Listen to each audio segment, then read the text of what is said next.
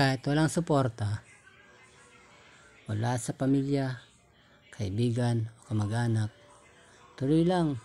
Hindi lahat ay naniniwala sa pangarap mo. Minsan, yung inaasahan mong unang susuporta ay siya pang unang tatahimik o magdududa. Pero tandaan mo, hindi mo kailangan ng buong mundo para magsimula. Sarili mo lang, sapat na. Gawin mong gasolina ang kawalan ng suporta. Pakita sa kanila na kaya mo at balang araw, sila na mismo ang magpapakita ng suporta. Kasi nakita nilang hindi ka sumuko. Sa lahat ng content creator na nagsisimula pa lamang, huwag kang titigil.